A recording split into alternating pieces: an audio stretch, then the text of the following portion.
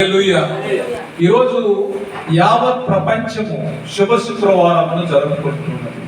శుభ శుక్రవారం ఇందాక కూడా మీకు జ్ఞాపకం చేసేది గుడ్ ఫ్రైడే అన్నాం. ఒక వ్యక్తి అంటే యేసు ప్రభువారు చనిపోయిన రోజు ఏ విధంగా మంచి రోజు అయిందంటే, ఒక వ్యక్తి చనిపోతే అంతే, భూమి మీద జీవం అనేది లేదు. కానీ యేసు ప్రభువారు చనిపోయి తిరిగి లేచారు కాబట్టి ఆయన మరణ దినము మనకు ఏమైందంటే మంచి దినమైంది, శుభదినమైంది. దేవునికి స్తోత్రం. ప్రపంచంలో అందరూ చనిపోతున్నారు, ఎవరు తిరిగి లేవడం లేదు. నువ్వు మరణించినా కానీ క్రీస్తునందు విశ్వసిస్తే తిరిగి లేస్తావని యేసు ప్రభువారు మరణం తిరిగి లేచి నిరూపించారు. దేవునికి స్తోత్రం.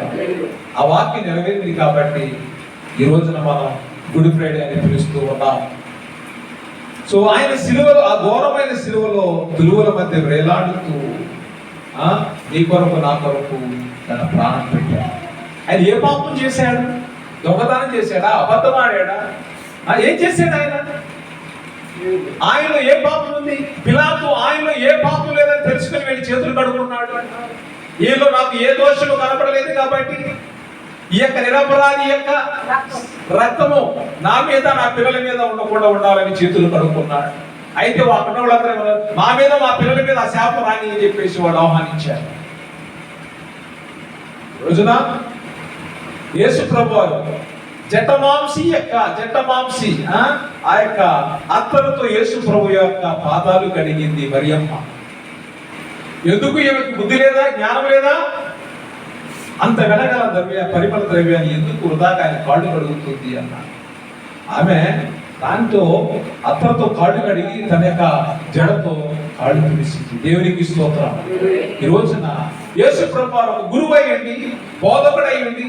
ఆయన ఏం చేశాడు? ఆయన ఏం చేశాడు? భోజన పంక్తి నుంచి, కర్రాత్రి భోజన సభలో భోజన పంక్తి నుంచి లేచి నిలబడి ఆయన దిగొచ్చి ఆయన శిష్యుల పాదాలు కడిగాడు.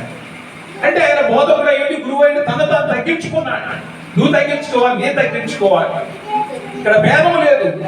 ఇక్కడ పెద్దోళ్ళు చిన్నోళ్ళు భేదం లేదు. అందరూ కూడా దేవుని సన్నిధిలో తగ్గింపు మనసు కలిగి ఉండాలి.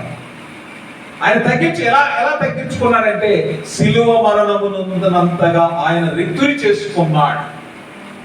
దేవుడై ఉండి మనిషి రూపం దాల్చి సిలువలో కొట్టబడడానికి, సిలువలో నలిగిపోవడానికి ఆయన సిద్ధపడ్డాడు. అందుకే యెషయా ప్రవక్త ఏమన్నాడు? ఆయన పొందిన దెబ్బల చేత మనకు స్వస్థత కలుగుచున్నది. దేవునికి స్తోత్రం. ఆయన దెబ్బలు పొందాడు కాబట్టి నీకు స్వస్థత పొందింది. స్వస్థత అంటే ఈ రోజున శారీరక స్వస్థత కాదు, ఇది మరణం మీద వచ్చినటువంటి స్వస్థత. మరణము అంటే రోగము. మీలో అనేకులు ఇది ప్రభు శరీరం అని, ప్రభు రక్తం అని వివేచింపక భుజించి మీలో అనేకులు బలహీనులై ఉన్నారు, నిద్రలోనికి జారుకుంటూ ఉన్నారు. చాలా మంది రోగులై ఉన్నారు. ఆ రోగాన్ని, పాపాన్ని, శాపాన్ని నుంచి విడుదల దయచేయడానికి యేసు ప్రభువారు తన ప్రాణాన్ని వెలనిచ్చి నీ ప్రాణం కొరకు కొని ఉన్నాడు. ఎందుకు కొన్నాడు? నన్ను కొన్నాడు. You are not an ordinary person. You are a price paid for you. ఆయన నీ కొరకు మూల్యం చెల్లించాడు, వెలపెట్టి కొని ఉన్నాడు. కాబట్టి నీవు నీ సొత్తు కాదు, నీ సొత్తు కాదు. జీవించేది నీవు కాదు, నీవు ఎవరు జీవిస్తున్నారు? క్రీస్తు జీవిస్తున్నాడు. కాబట్టి ఈ యొక్క శుభ శుక్రవారాన సందేశం ఏమిటంటే క్రీస్తు పాపుల కొరకు మరణించాడు. పాపుల కొరకు మరణించాడు. వాళ్ళని రక్షించాలని, వాళ్ళు జీవింప చేయాలని, వాళ్ళ పరలోక రాజ్యంలో ప్రవేశింప చేయాలని మనకంటే ముందు పరలోకానికి వెళ్ళి నేనే మార్గం, సత్యం, జీవం అన్నాడు. నా మార్గంలో నడవండి, నా సత్యాన్ని తెలుసుకోండి, నాలో జీవించండి అని ప్రపంచానికి పిలుపు ఇచ్చారు ప్రభువారు. కాబట్టి 7 మాటల్లో మొదటి మాట ప్రేమ. తండ్రి వీరేమి చేయించున్నారో మీరు ఎరుగరు. రెండవ మాట, నేడే నీవు నాతో కూడా పరదేశంలో దయ చూపించాడు, కరుణ చూపించాడు. దొంగతి అమ్మా ఇదిగో నీ కుమారుడు. సేవకుడు ఏమన్నాడు? ఇదిగో ఏమన్నాడు అంటే సంరక్షణ, తల్లి బాధ్యతలు అప్పగించాడు. నా దేవా నన్నేలా నీవు చేయి విడిచితివి అన్నాడు. వేదన, దుఃఖము, ఎడబాటు, నేను తప్పి కొనుచున్నాను. మానవత్వం అంచాడు. నేను కూడా మనిషిని, నాకు కూడా దాహం ఉంది, నా దాహం ఎవరు తీరుస్తారు? సమరస్త్రీతో ఏమన్నాడు? నేను ఇచ్చే నీరు తాగి నీరు ఎప్పటికి కూడా దాప్పిక గోదము అన్నాడు. అలాగే 6వ మాటలో సమాప్తమైనది అన్నాడు. Yes, finish the work. తన వచ్చినటువంటి పనిని పూర్తి చేశాడు.